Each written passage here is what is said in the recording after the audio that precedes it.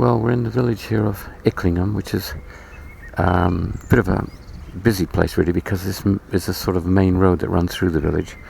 And this is the Church of St James, and seen better days, that little post. Got this tarmacked path. We've got gravestones along the side of it, and here we've got Anne, wife of Henry Naylor, born 1751 and died 1847, and Charlotte Morgan, eldest daughter. Oh, so it's a family there. They've been moved, I guess. And it looks like they've all been moved from this area here. We've got sort of industry over there next to the church. It's not a particularly delightful setting, as we have in most of these churches in Suffolk. Here we are, actually just beneath the tower, and it's a bit of a mixture really. We've got looks like building work going on here below the tower. We've got a nice bench sitting here, which is in a nice spot, but a bit windy today. Oh, and look, we've got 2 wheelie bins full up. That's nice, at least they're being used.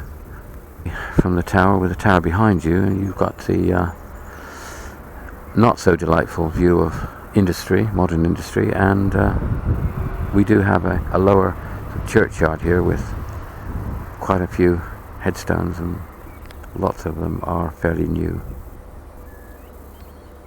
or recent. Nice to see all the flowers and remembrance. Quite a big, impressive church. There's a window in the tower at the base, no windows at near the top. No clock here on this side. It's got some aisle extensions each side, and they're symmetrical. They're very nice actually. Look at that lovely shape, curve as it comes down. They're identical each side. And then you've got the porch with buttresses and all in flint. That's lovely. It's quite noisy here though, with the lorries going by. And this here is all being dug up for some reason. Graves. Churchyard, the walled part of it extends along the top of the hill which the church is on. Beyond the wall there is a new churchyard being added. Looks like in fairly recent times, and they simply chopped a hole through the wall to access this part of the field. It's all a bit Heath Robinson really. It's a pity that hadn't been repaired and made a proper entrance. And we look at the church here. You can see that extension on the side, making the church into presumably 3 aisles. It's quite dark, that wall, compared to the others, because they've cut all the flint. That's going out flint. We stand here because the church is on a hill, or a slight hill, or a raised position should I say. It overlooks what looks like a school over there, and if we forget about the digging that's been going on here, it's quite a nice position, quite a nice view. And we get a closer view here of the flint.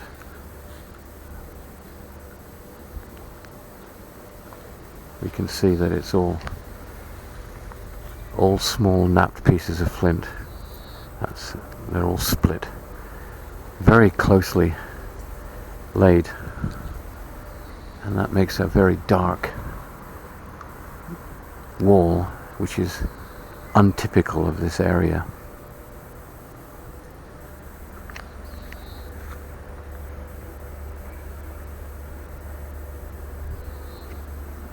Thieves beware. In this corner of the churchyard we've got a number of old headstones, and we can see that, as usual, time and nature has taken its toll. This one's all cracked and weathered. The church is full of windows. They all look as if they've got stained glass in them. They're all dark. Door over there. Over in this corner of the churchyard there's a large tree and another entrance to the church, and it's on the very busy part of the road here, and you can see, look, lorries, cars going by all the time. So we're on the other side of the church, and we'll walk back round to the porch. There's ivy growing up the walls here. And there again we see this second extension here with that napped flint, which is all dark and very closely laid. Certainly a difference in the style of building. You can see clearly there between that wall and that wall. I know personally which I prefer, but nevertheless, that's what they did.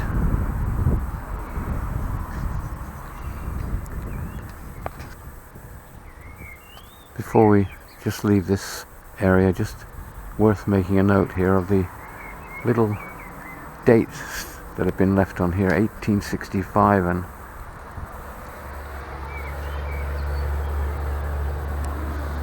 they seem to be the signatures or names of initials of names of the builders perhaps that built this church.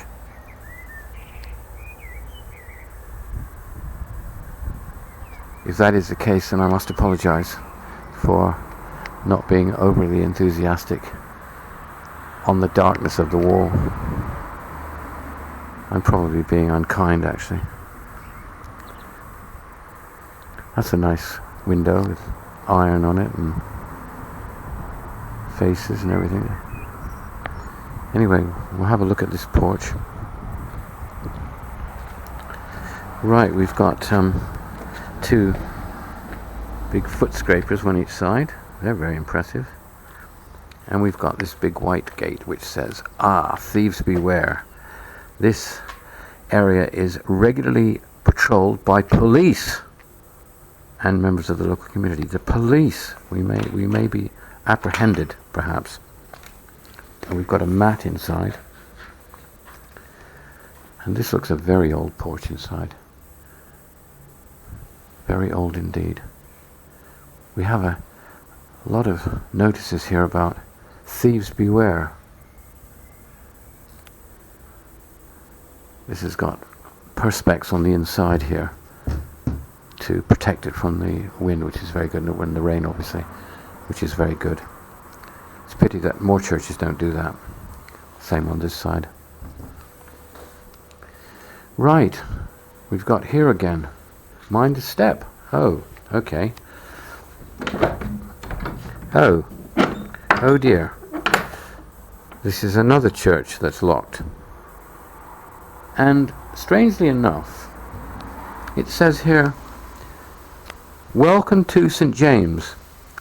Rest and stay a while. Please sign the visitor's book." Oh, okay, we will. Oh, we can't rest and we can't sign. Well, thank you, James. This is the last look of the Church of St. James, and I wouldn't say this was a very good visit because, first of all, the setting wasn't very nice. It's a windy, horrible day, which puts you in a bad mood, really, I guess. But frankly, you know, when we see notices in porches that welcome you to the church and stay a while, and then the door is absolutely locked, these churches have just become private buildings. They just belong to somebody, I don't know who. They certainly don't belong to the public.